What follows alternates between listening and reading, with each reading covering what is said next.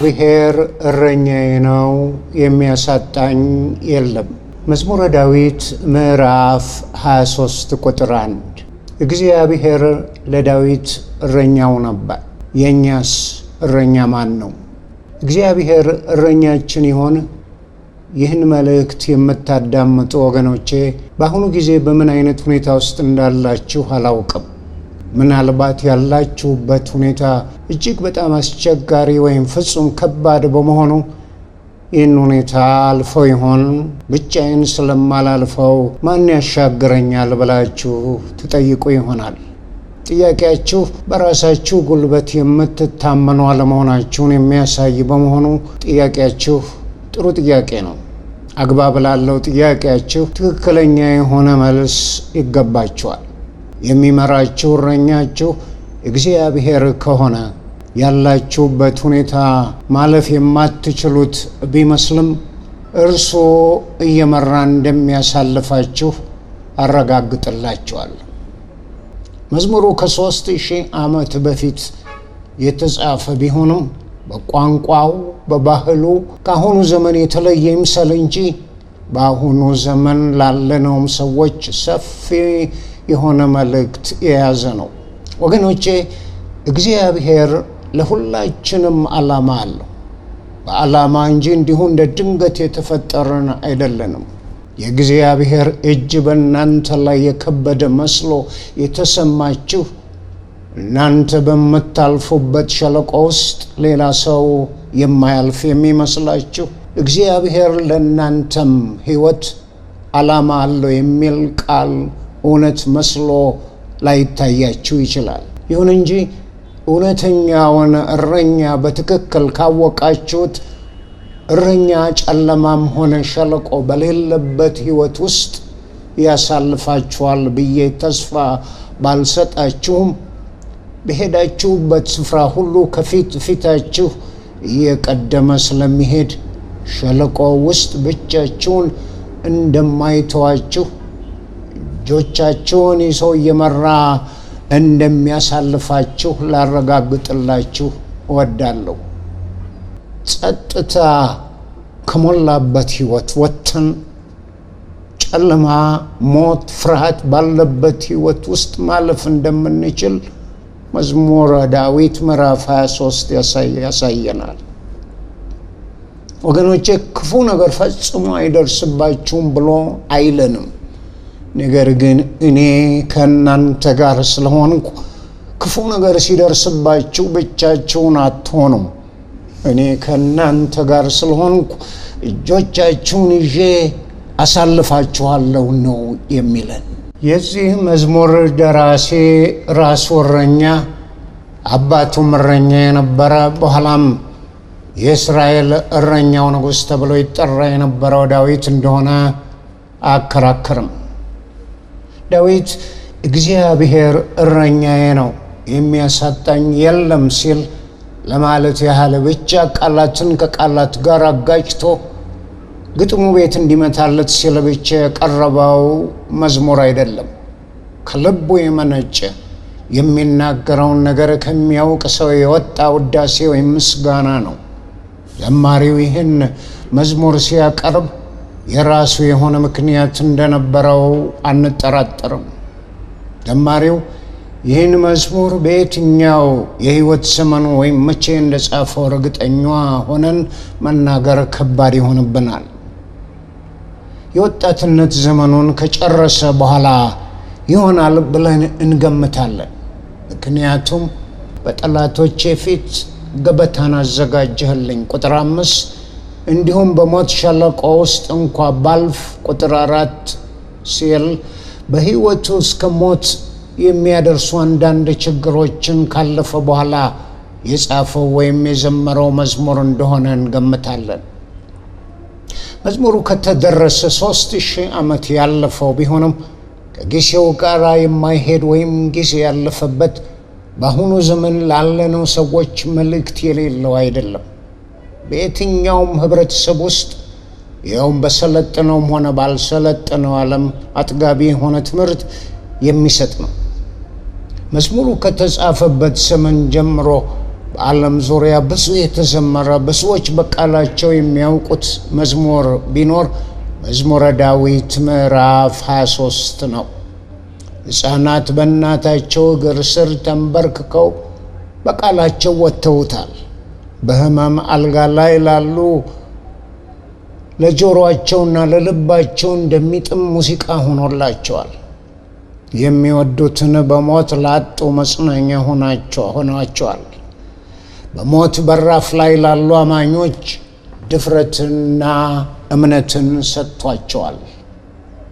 እኔ ተወልጄ ያደግኩት አዲስ አበባ ከተማ ውስጥ በመሆኑ ስለ ገጠር ኑሮም ሆነ ባህል ይህን ያህል በቂ መረዳትም ሆነ እውቀት የለኝም።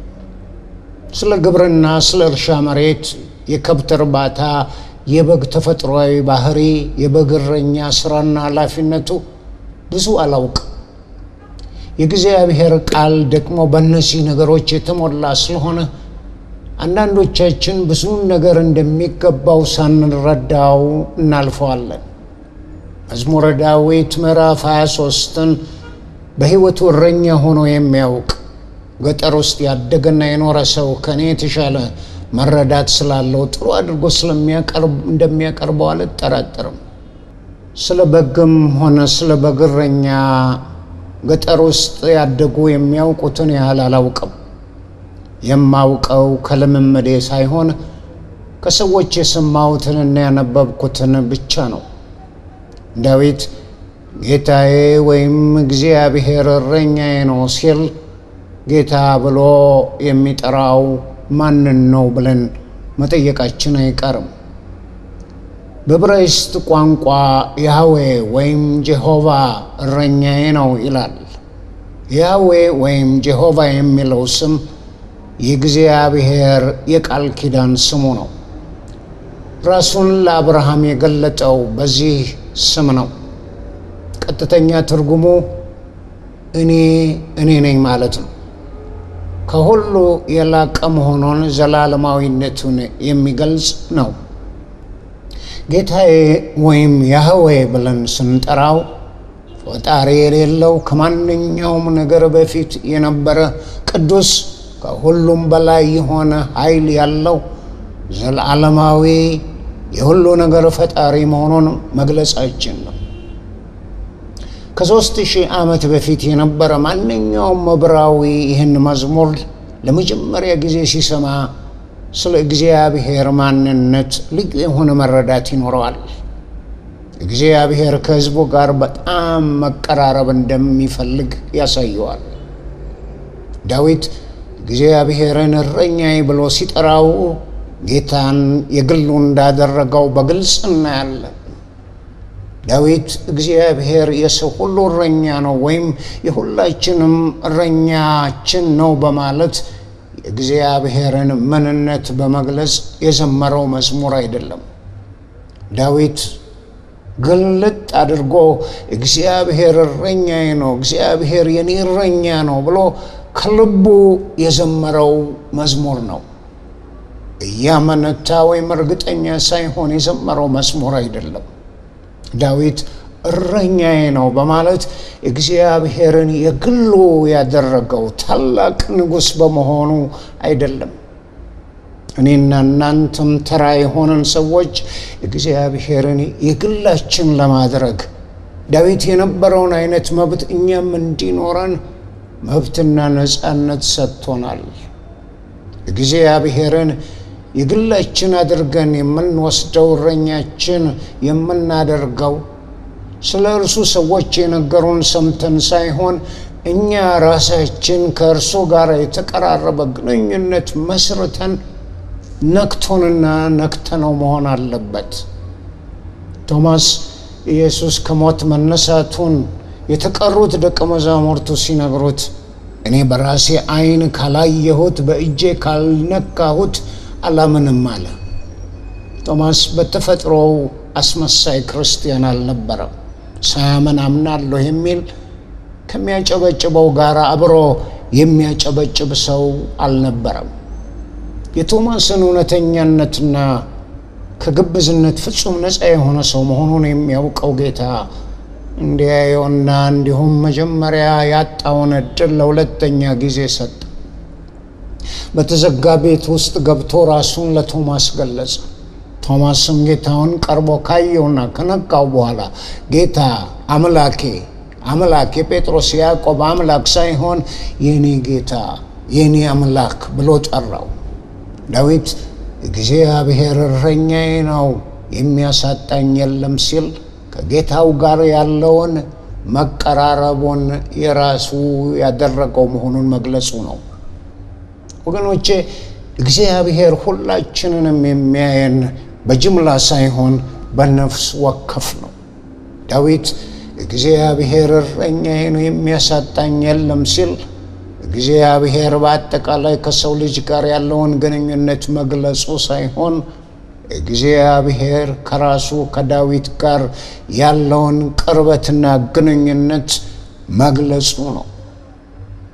እኔና እናንተም ወገኖቼ ከእግዚአብሔር ጋር እንዲኖረን የምንፈልገው ቅርበት ይህን አይነት ነው። እግዚአብሔር እረኛዬ ነው ካልነው እረኛችን እንዲሆን የፈቀድንለት ራሳችንን ሙሉ በሙሉ የሰጠነው መሆን አለበት። አንተ ምራኝ እኔ እከተልሃለሁ ብለን በሕይወታችን ሙሉ መብት የሰጠነው መሆን አለበት የሰጠነው መሆን አለበት። ይህን አይነቱን ሙሉ መብት ለመስጠት ፈቃደኛ የምንሆነው ለመሆኑ እርሱ ማን ነው? ህልውናው ባህሪው ምንድን ነው? እረኛ ለመሆን የሚያበቃ ሕይወታችንን የምንጥልለት ምን አይነት የምስክር ወረቀት ወይም ሰርቲፊኬት አለው? ለመሆኑ እረኛ የመሆን ብቃት አለው? ኃላፊነት መሸከም ይችላል? ብቃት ያለው እረኛ ከሆነ የሚያስተማምንን ከሆነ በእርሱ ቁጥጥር ስር ራሴን ማድረግ እንዴት እችላለሁ? እንዴት እንዲጠነቀቅልኝ ነው? እንዲያስብልኝ የራሱ እንዲያደርገኝ ምን ማድረግ አለብኝ ብለን መጠየቃችን አይቀርም። እንዲህ አይነቱን ጥያቄ ዝም ብለን የምንጠይቀው ጥያቄ ሳይሆን ከውስጣችን የወጣ ለራሳችን እውነተኛ የሆነን ከልባችን ልንጠይቀው የሚገባ ጥያቄ ነው። የዚህ መዝሙር ደራሲ ዳዊት በወጣትነት ዕድሜው እረኛ እንደነበረ፣ አባቱም ብዙውን ዘመኑን በእረኛነት ያሳለፈ፣ ከበግ እረኝነት አገልግሎቱ ተጠርቶ የእስራኤል ሕዝብ እረኛ እንዲሆን በእግዚአብሔር የተመረጠ እንደሆነ እናውቃለን። ስለዚህ ጌታ አምላክ እረኛዬ ነው ሲል የሚናገረውን የሚያውቅ ስለ እረኛነት በቂ መረዳትና ልምምድ ኖሮት ያቀረበው መዝሙር ነው። እረኛዬ ያለው ከላይ እንደገለጽነው ጀሆቫ የእስራኤል አምላክ የሆነውን እግዚአብሔርን እንደሆነ ግልጽ ነው። ሥጋ ለብሶ በመካከላችን ያደረው እግዚአብሔር ወልድ ስለ ራሱ ሲናገር መልካሙ እረኛ እኔ ነኝ አለ። ይሄ ራሱን መልካም እረኛ ብሎ የሚጠራው ጌታ ማን ነው? ምን ያህል እናውቀው ይሆን? በደንብ ካወቅነው እንግዲያውስ በሕይወታችን ላይ ስልጣን እንዲኖረው በቁጥጥሩ ስር እንዲያውለን የሕይወታችን ገዢ እንዲሆን መብትና ስልጣን ለምን አንሰጠው? ዳዊት እረኛዬ ያለው ዝም ብሎ ሳይሆን እረኛው የሆነውን ነው። ጳውሎስ ይህን ታላቅ እረኛ ሲገልጸው እርሱን የማይታየው አምላክ አምሳል ነው። እርሱ የማይታየው አምላክ አምሳል ነው። ከፍጥረታት ሁሉ በፊት በኩር ነው። ሁሉ ነገር በእርሱ ተፈጥሯል። በሰማይና በምድር ያሉ የሚታዩና የማይታዩ ዙፋናት ቢሆኑ ወይም ባለስልጣናት፣ ሁሉም ነገር በእርሱና ለእርሱ ተፈጥሯል። እርሱ ከሁሉ በፊት ነው። ሁሉም ነገር በአንድ ላይ ተያይዞ የጸናው በእርሱ ነው ይላል ቆሎስያስ ምዕራፍ 1 ከቁጥር 15 እስከ 17። ወገኖቼ ቆም ብለን ይሄ ጌታ ማን እንደሆነ ብናስብ ኃይሉን ያደረገውን የፈጸመውን እናይና እንደ ዳዊት በሙሉ ልባችን ተቀበለነው አምላኬ ሆይ እረኛ ሁንልኝ በማለት ሙሉ ስልጣን እንሰጠው ነበር። በመጽሐፍ ቅዱስ ውስጥ በሰውና በእግዚአብሔር መካከል ያለውን ግንኙነት ወይም ቅርበት ለመግለጽ በመደጋገም አባትና ልጅ እረኛና በግ በማድረግ ተገልጾ እናነባለን። ዳዊት እግዚአብሔር እረኛዬ ነው ሲል ተፈጣሪ ከፈጣሪው ጋር፣ ተራ ሸክላ ከሸክላ ሰሪው ጋር ያለውን ግንኙነት ይገልጻል። ዳዊት ይህን ሲገልጽ በሙሉ ልብና ጌታውን በማድነቅ በማተለቅና በእርሱ በመተማመን ነው። ዳዊት ይህን መዝሙር ሲዘምር እኔ ተራ አይደለሁም፣ ማን እንደሚገዛኝ ማን እንደሚቆጣጠረኝ የማን እንደሆንኩ ልንገራችሁ። የእኔ እረኛ ሌላ ሰው አይደለም፣ የእኔ እረኛ እግዚአብሔር ራሱ ነው ብሎ የሚፎክር ይመስላል። ልጆች ሆነን ራሳቸውን ታላቅ አድርገው ለማሳየት የሚሞክሩ ጓደኞቻችን የማን ዘመድ እንደሆኑ እየፎከሩ ያወራሉ። ያወሩ እንጂ አባባላቸው ብዙ ጊዜ እውነትነት ያለው አይደለም። እግዚአብሔርንስ እረኛቸው ሳይሆን እረኛ ብለው የሚጠሩ ሰዎች ይኖሩ ይሆን? በቁጥጥሩ ስር እንዲያደርገን ራሳችንን የምንሰጠው፣ ራሳችንን ሙሉ በሙሉ የምንገልጽለት ተከላካያችን፣ ጠባቂያችን፣ መሪያችን የምናደርገው እግዚአብሔር ኃይሉና ችሎታው ለመሆኑ ምን ያህል ነው? ምን ያህል አስተማማኝ ነው? ወገኖቼ እጆቻችንን ይዞ እየመራ የማይታለፍ መስሎ የሚታየንን የሚያሳልፈን መልካም እረኛ ታላቅና አስተማማኝ የሆነ አምላካችን ነው።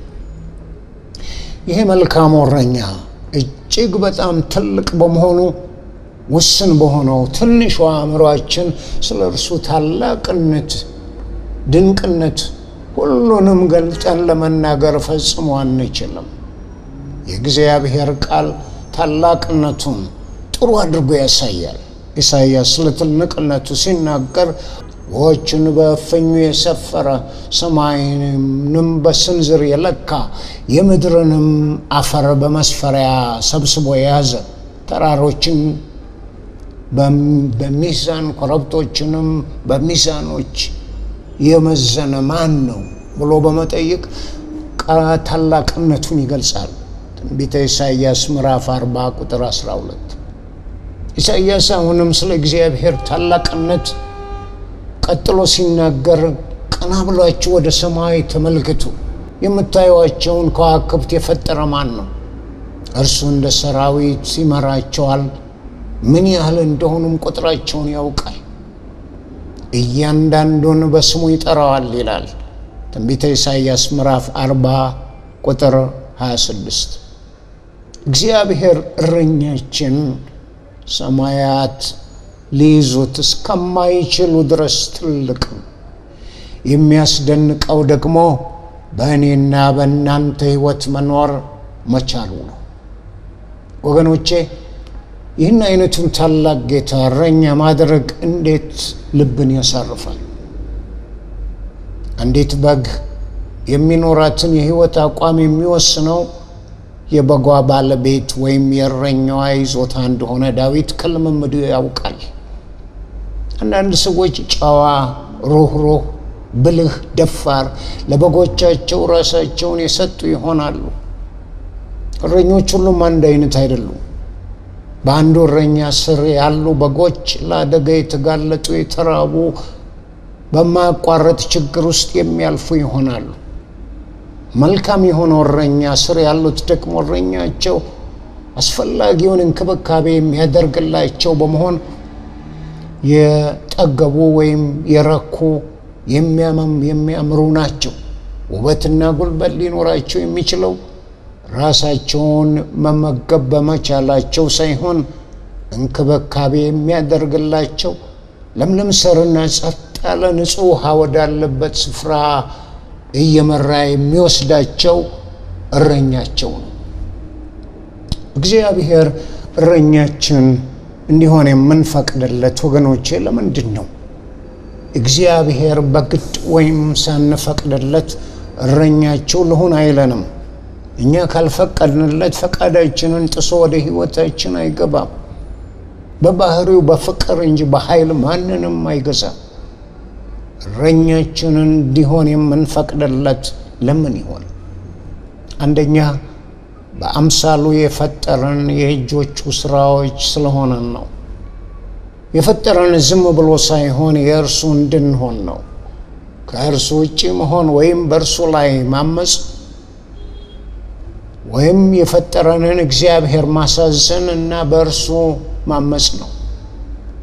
ይህን ሆኖ እግዚአብሔር ሳንፈቅድለት በግድ እረኛችን አይሆንም። ሁለተኛ እረኛችን እንዲሆን የምንፈቅድለት ከፍተኛ ዋጋ ከፍሎ የራሱ ስላደረገን ነው። እኛ እያንዳንዳችን ከመንገድ ወጥተን በመባዘን እንደ ጠፉ በጎች ሆነን ነበር።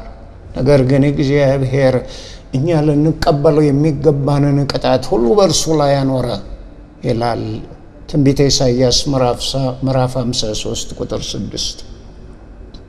ውድ ዋጋ ከፍሎ እንደገና የገዛን በመሆኑ እረኛችን እንዲሆን ልንፈቅድለት ይገባል።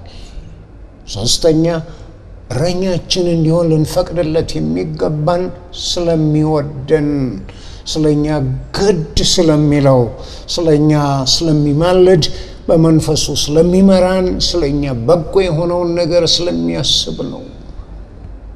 ዋጋ ከፍሎ የራሱ አድርጎ ስለገዛን፣ ደስ ብሎት ስለሚጠነቀቅልን እረኛችን እንዲሆን ሙሉ መብት ልንሰጠው ይገባል። ኢየሱስ መልካም እረኛ ስለ በጎች ሕይወቱን አሳልፎ የሚሰጥ እኔ ነኝ ያለውን በተግባር ገልጾታል።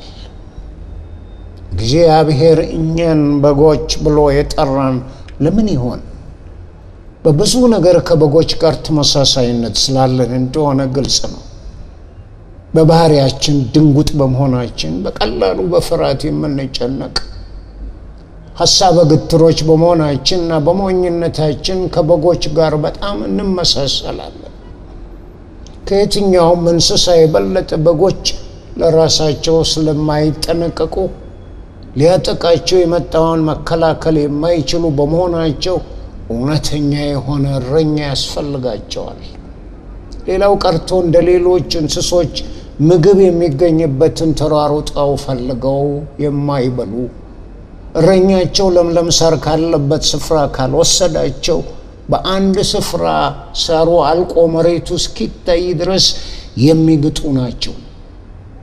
እኛም ወገኖች አንዳንድ በጎች እንደ አንዳንድ የበጎች ባህሪ ያለን በጠባያችን አስቸጋሪዎች ብንሆንም ክርስቶስ መርጦን በውድ ዋጋ ገዝቶን የራሱ አድርጎ በመውሰድ መልካም እረኛ ሆኖ ሊጠነቀቅልን ለምን እንደመረጠ በቅጡ አይገባንም። መልካም እረኛ ወይም ባለቤት የሌላቸው በጎች ደክመው ከስተው በልዩ ልዩ በሽታ ተይዘው ይታያል። እነዚህ በጎች እንደ ሰው መናገር ቢችሉ ኖሮ ከዚህ ከማይረባ ባለቤት ወይም እረኛ ምን ነው የሚገላግለኝ ባሉ ነበር። ወገኖቼ መልካም እረኛ በሆነው በክርስቶስ ቁጥጥር ስር መሆን ምን ያህል ትልቅ ዕድል ነው! አንዳንዶች ራሳቸውን ለዚህ እረኛ ማስገዛት ፈቃደኞች የማይሆኑት ለምን ይሆን? አምባገነን ሆኖ ነፃነታችንን ያሳጣን ይሆናል። የፈቀድነውን ማድረግ አንችልም ብለው በመፍራት ይሆን?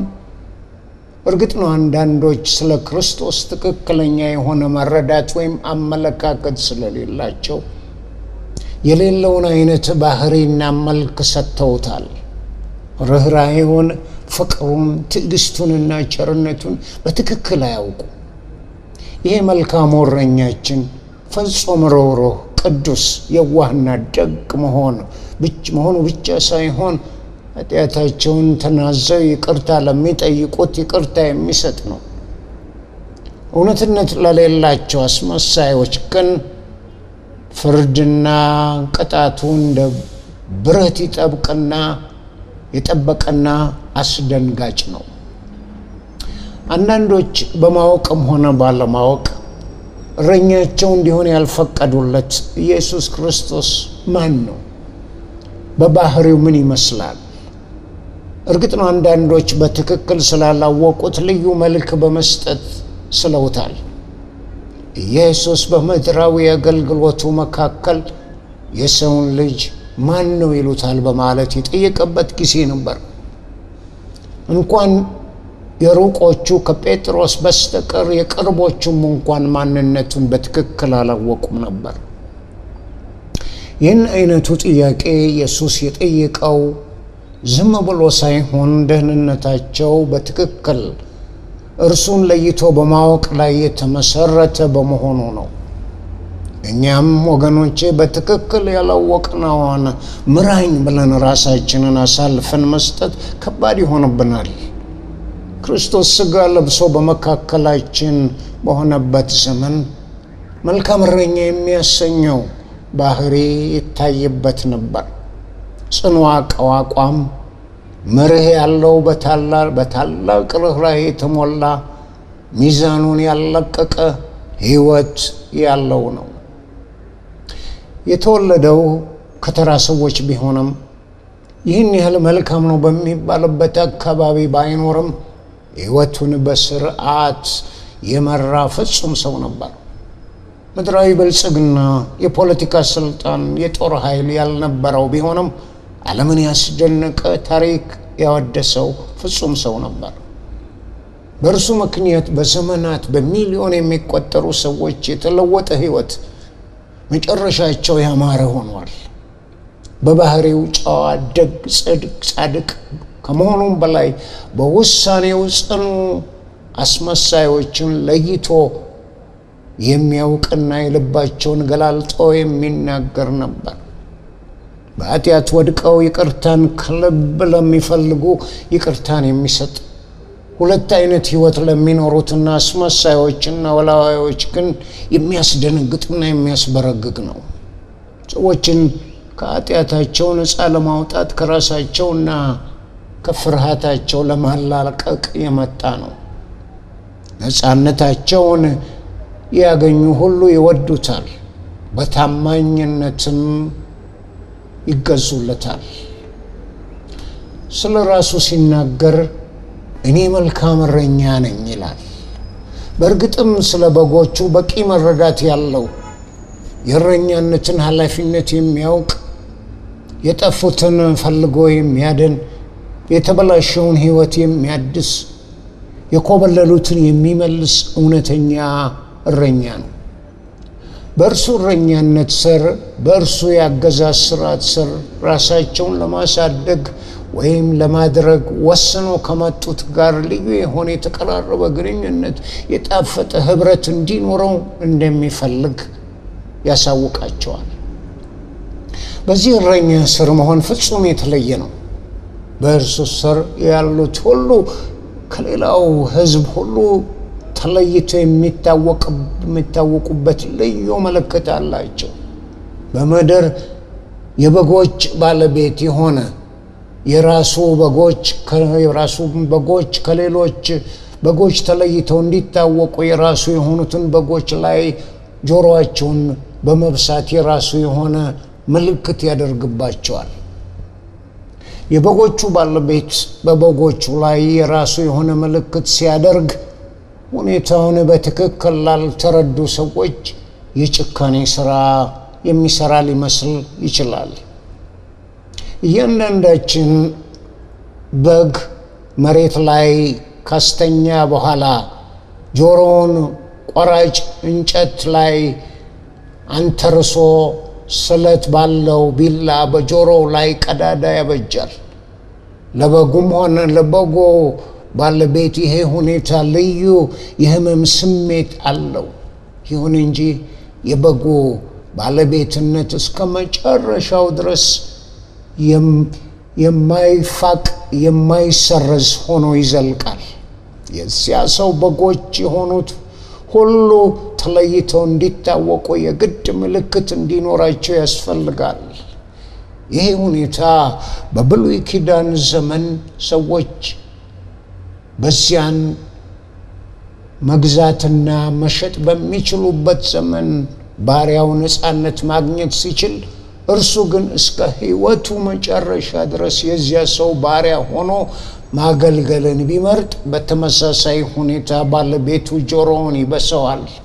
ከዚያን ጊዜ ጀምሮ ያ ሰው እስከ ሕይወቱ መጨረሻ ድረስ የቤተሰቡ አካል ይሆናል። ወገኖቼ ልክ እንደዚሁ ራሱን እውነተኛ እረኛ ለሆነ ኢየሱስ ለማስገዛት ውሳኔ ያደረገ ማንኛውም ሰው የክርስቶስ ለመሆኑ ልዩ ምልክት አለው። ያም ምልክት መስቀል ነው። መስቀል ስንል በአይን የሚታይ በወርቅ በብር ወይም በእንጨት የተሰራ አንገታችን ላይ የምናንጠለጥለው በእጃችን የምንይዘውን አይነት መስቀል ማለታችን አይደለም። ይሄ መልካም እረኛ በኃይል ገፋፍቶ እውነትነቱን ሸፍኖ አባብሎ ማንንም የራሱ አያደርግም። ሁሉንም ገላልጦ በማሳየት የወደደና ከልቡ የፈቀደ ብቻ በእርሱ እረኛነት ስር እንዲመጣ ያደርጋል። ራሱን በእረኛው ስር ሲያደርግ ማድረግ ያለበት ነገር አለ። ማድረግና መሆን ያለበትን ነገር ኢየሱስ ሲገልጽ እኔን መከተል የሚፈልግ ራሱን ይካድ መስቀሉንም ተሸክሞ ይከተለኝ ይላል።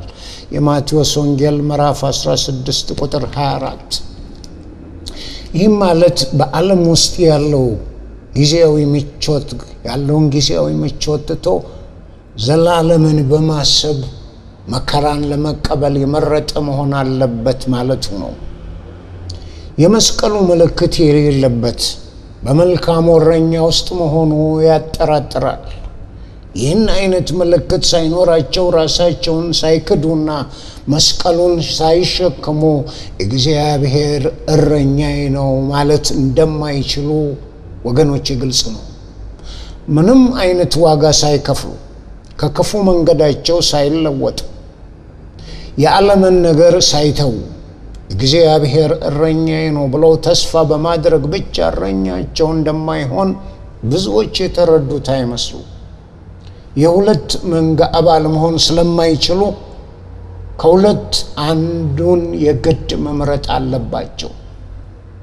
መልካም እረኛ እረኛችን እንዲሆን የምንፈልገው የማይታለፍ በሚመስለው ሁኔታ ውስጥ እጆቻችንን ይዞ እንዲያሳልፈን ነው። በእርግጥ መልካም እረኛ የኔና የናንተ እረኛ ነው ወይ ለማለት ያህል ብቻ እግዚአብሔር እረኛዬ ነው የሚያሳጣኝ ምንም የለም ማለት እንችላለን።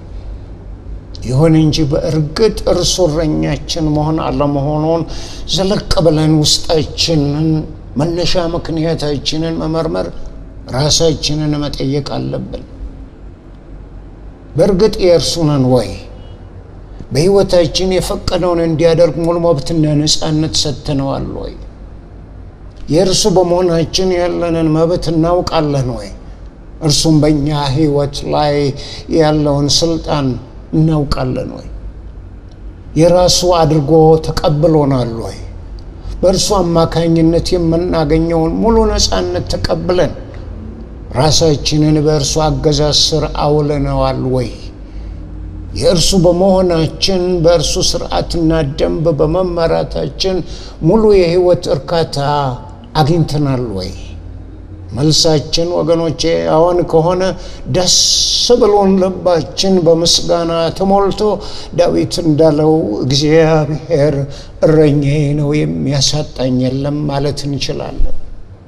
እርሱ እረኛችን ከሆነ የማይታለፍ በሚመስለው ሁኔታ ውስጥ ስንሆን አፋችንን ሞልተን መልካም እረኛችንን በመተማመን ይህም ሁኔታ ይታለፋል ማለት እንችላለን።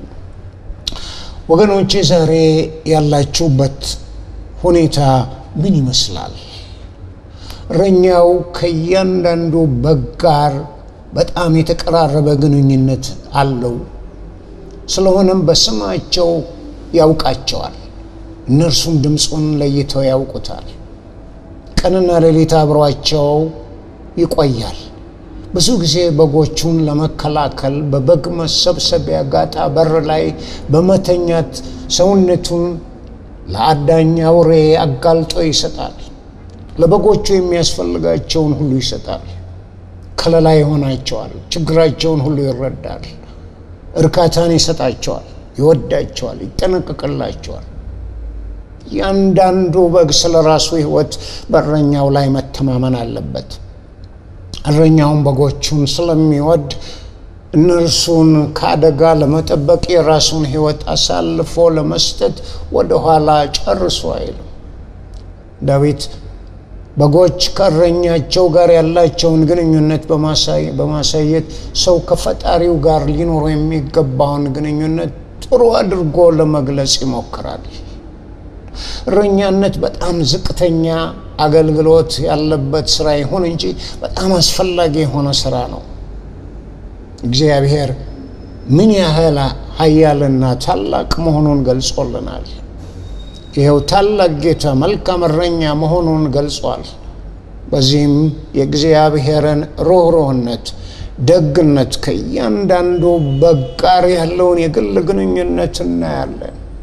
ዳዊት እግዚአብሔርን የገለጸው በጣም ሩቅ የሆነ ፍጹም የማይደረስበት እንደሆነ አድርጎ ሳይሆን በጣም ቅርብ ሆኖ ለበጎቹ ሙሉ የሆነ ጥንቃቄ የሚያደርግ መሆኑን በማሳየት ነው። ለጥንት ዕብራውያን በጎች ለአደጋ የተጋለጡ መሆናቸው ብቻ ሳይሆን በጣም አስፈላጊ የሆኑ እንስሳዎችም ናቸው። ዕብራውያን ዋናው ምግባቸው የበግ ስጋ ነበር። እንዲሁም ኢኮኖሚያቸው የተመሰረተው በበጎች ላይ ነበር። የገንዘብ ምንጫቸውም የበግ ጸጉር በመሸለት ነበር። ለጥንት አይሁዶች በግ ለባለቤቱ ባንክ እንዳለ ገንዘብ ናቸው። በጎች ምንም ያህል ድካም ያላቸው እንስሳ ቢሆኑ በእግዚአብሔር ሕዝቦች በጣም ከፍተኛ ስፍራ የተሰጣቸው ናቸው። ልክ እንደ በጎች ወገኖች እኛም በቀላሉ ለአደጋ የተጋለጥንን በምንኖረው ኑሮ በምንወስነው ውሳኔ እንደ በጎች በቀላሉ ከመንገዳችን እንወጣለን፣ እንጠፋለን። በጎች ጠባብ ሸለቆ ውስጥ እንደሚወድቁት ሁሉ እኛም በቀላሉ በኃጢአት ውስጥ የመውደቅ ዝንባሌ ያለንን። የሆነ ሆኖ የእግዚአብሔር ቃል እንደሚገልጸው ለእግዚአብሔር እንደ ዓይኑ ብሌኖች ከፍተኛ ዋጋ ያለንን። ዳዊት እግዚአብሔርን እንደ መልካም እረኛ ከመሰለው በኋላ በሕይወቱ ጨለማ በሆነ ሸለቆ ውስጥ ቢያልፍም እንኳን በእግዚአብሔር ላይ ጽኑ የሆነ ትምክህት ያለው መሆኑን ይናገራል።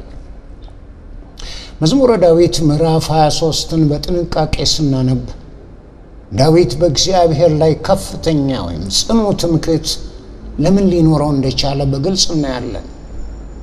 ዳዊት የእግዚአብሔርን ማንነት ለማወቅ የሚያስችለው በብዙ ሁኔታዎች ውስጥ አልፏል። ማለፍ ብቻ ሳይሆን በዚያ ሁሉ ክፉ ሁኔታዎች ውስጥ አስፈላጊውን ጥንቃቄ አድርጎ ያሳለፈው ማን እንደሆነ ጠንቅቆ ያውቃል። ለዚህ ነው ከልቡ እግዚአብሔር እረኛዬ ነው የሚያሳጣኝ የለም ብሎ የዘመረው።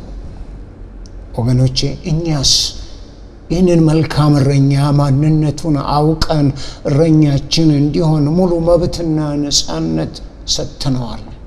ለዚህ ሁሉ እግዚአብሔር ሁላችንንም ይርዳን። አሜን። እንጸልይ። እግዚአብሔር ሕያው አምላካችን ሆይ ከልባችን እናመሰግናለን። አንተ እረኛነት ለዳዊት ብቻ ሳይሆን በዚህ በመጨረሻው ዘመን ላለነው ሰዎችም ሁሉ እረኛችን ነህ። እግዚአብሔር ሆይ አንተን የመሰለ እረኛ ማግኘት እንዴት ድንቅ ነው። ወዴት እንደምንሄድ ወዴት ውስጥ እንደምንገባ አናውቅ። ከደቂቃ በኋላ በህይወታችን የሚሆነውን አናውቅ። የምናውቀው ነገር ቢኖር የነገውን የሚያውቀውን እግዚአብሔርን እናውቃለን። ጌታ ሆይ ለኛ እውነተኛ እረኛ እንደሆንክልን አንተን ለማያውቁት ዛሬ እረኛ አድርገው አንተን እንደ ግል መድኃኒታቸው አድርገው ተቀብለው እረኛቸው እንድትሆን እንዲያደርጉህ ልባቸውን አዘጋጀው። ስለ ሕያው ቃልህ